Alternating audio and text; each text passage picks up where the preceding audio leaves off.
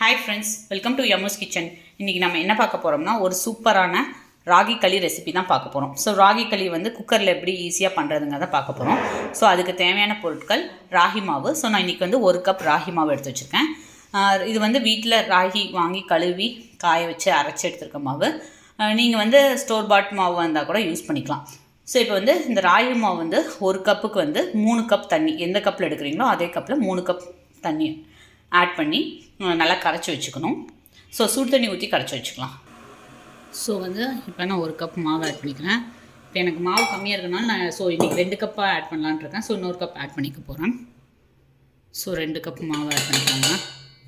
இப்போ இந்த 2 கப் மாவு இப்போ வந்து பார்த்திங்கன்னா சுடு தண்ணி வந்து கெட்டில் நல்லா ஓரளவுக்கு ஹீட்டாக வச்சுருக்கேன். இதில் வந்து இப்போ 6 கப்பு தண்ணி.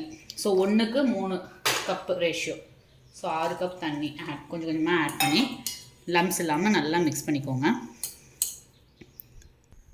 ஸோ இப்போ பார்த்தீங்கன்னா 6 கப் தண்ணி, நான் 2 கப்பு எடுத்திருக்கேன் ராகி மாவு, அதுக்கு 6 கப் தண்ணி ஆட் பண்ணி நல்லா சூடாக இருக்குது தண்ணி. இது வந்து நல்லா லம்ஸ் இல்லாமல் நல்லா மிக்ஸ் பண்ணிக்கோங்க. இது நல்லா மிக்ஸ் ஆயிடுச்சு.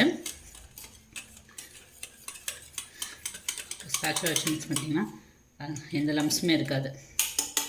இப்போ நெக்ஸ்ட்டு ஒரு குக்கர் வச்சுக்கோங்க. குக்கர் வச்சுட்டு அதில் கொஞ்சம் தண்ணி ஊற்றி உள்ளார வந்து ஒரு ஸ்டாண்டு மாதிரி ஏதாவது ஒன்று வச்சுக்கோங்க. ஸோ அப்போ வந்து நம்ம இந்த பாத்திரத்தை வைக்கிறதுக்கு கரெக்டாக இருக்கும்.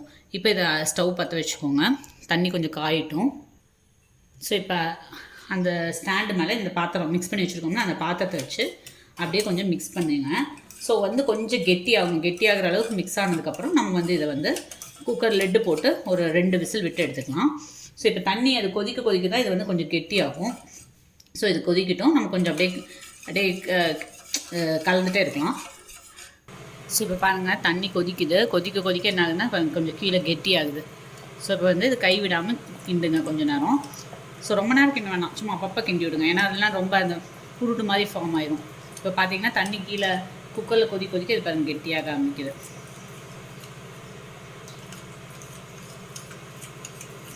இது கொஞ்சம் நல்லா திக்கானதுக்கப்புறம் நம்ம வந்து லிட்டு போட்டு மூடி வச்சிடலாம். நான் இது கொஞ்சம் காட்டுறேன் கன்சிஸ்டன்சி. ஸோ இப்போ பாருங்கள் ஓரளவுக்கு நல்லா திக்காயிடுச்சு. ஸோ இந்த ஸ்டேஜ் வந்தோன்னா நல்லா மிக்ஸ் பண்ணிவிட்டு ஒரு லிட்டு போட்டு மூடி ஒரு 2 விசில் விட்டுடலாம்.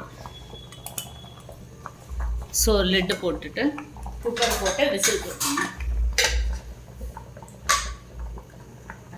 ஸோ இப்போ வந்து ஒரு 2லேருந்து 3 விசில் வந்தோன்னா ஆஃப் பண்ணிடலாம். நம்ம சூப்பரான ராகி களி வந்து ரெடி ஆயிடும். இதுக்கு வந்து சைட் டிஷ்ஷாக நான் வந்து இன்றைக்கி சிக்கன் கிரேவி தான் பண்ண போகிறேன். ஸோ அது வந்து நம்ம மசாலா வறுத்து அரைச்சி பண்ண போகிறேன். இது ஆல்ரெடி நான் வீடியோ வந்து ஷேர் பண்ணியிருக்கேன். நான் அதையும் வந்து லிங்க்கில் ஷேர் பண்ணிவிட்றேன். ஸோ இப்போ வந்து ஒரு 2 விசில் வந்தோன்னா ஓப்பன் பண்ணி பார்க்கலாம். பார்த்திங்கன்னா குக்கர் வந்து ஒரு 3 விசில் விட்டு விசில் ப்ரெஷர் அடங்கிடுச்சு. இப்போ ஓப்பன் பண்ணலாம்.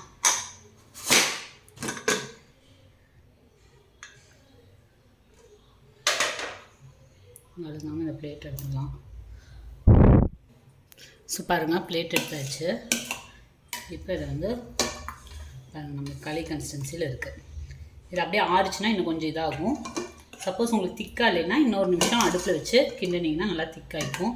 எனக்கு இது வந்து களி கன்சிஸ்டன்சி கரெக்டாக இருக்குது. ஏன்னா இது வந்து நல்லா ஹாட்டாக இருக்குது. ஆறிச்சுன்னா பார்த்திங்கன்னா உங்களுக்கு வந்து நல்லா உருண்டை பிடிக்கிறதுக்கு நல்லாயிருக்கும். நான் உங்களுக்கு உருண்டை பிடிச்சிட்டு காட்டுறேன். ஸோ சூப்பரான களி சிம்பிள் அண்ட் ஈஸியாக நம்ம வீட்டிலே பண்ணிடலாம். இது ஒரு நல்ல மிக்ஸ் கொடுத்துருங்க. இப்போ வந்து தண்ணி தொட்டு நீங்கள் கையில் பிடிச்சிங்கன்னா நல்லா ஒட்டாமல் உருண்டையாக வரும். பாருங்கள், எக்ஸாம்பிளுக்கு பாருங்கள், இப்படி மாதிரி தண்ணி பிடிச்சி போட்டிங்கன்னா அந்த மாதிரி உருண்டை. இப்போ நல்லா ஹாட்டாக இருக்குது. ஸோ இது ஒரு நிமிஷம் ஆனதுக்கப்புறம் தண்ணி பிடிச்சி உருண்டை பிடிச்சி வைக்கணும். நான் இது உங்களுக்கு உருண்டை பிடிக்கையில காட்டுறேன்.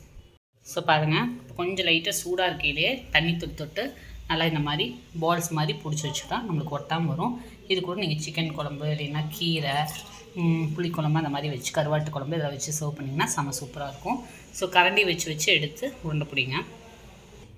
ஸோ பாருங்கள், நம்ம சூப்பரான ராகி களி வித் சிக்கன் கிரேவி வந்து ரெடி ஆகிடுச்சு. இது வந்து ஹெல்த்துக்கு ரொம்ப ரொம்ப நல்லது. அண்டு களி செய்யணுனாவே ஒரு கஷ்டமான ப்ராசஸ்ன்னு எல்லாம் நினச்சிட்ருக்கையில் சிம்பிள் அண்ட் ஈஸியாக குக்கரில் பாருங்கள் எவ்வளோ சூப்பராக நம்மளுக்கு களி வந்திருக்கு. ஸோ நீங்களும் இந்த டிஷ்ஷை வந்து வீட்டில் ட்ரை பண்ணி பாருங்கள். உங்களுக்கு இந்த வீடியோ பிடிச்சிருந்துச்சுன்னா மறக்காமல் லைக் பண்ணுங்கள், ஷேர் பண்ணுங்கள், சப்ஸ்கிரைப் பண்ணுங்கள். பக்கத்தில் இருக்க பெல் ஐக்கானை ப்ரெஸ் பண்ணுங்கள். ஸோ நான் எந்த வீடியோஸ் போட்டாலும் உங்களுக்கு அப்டேட் வரும். தேங்க்யூ, பாய்.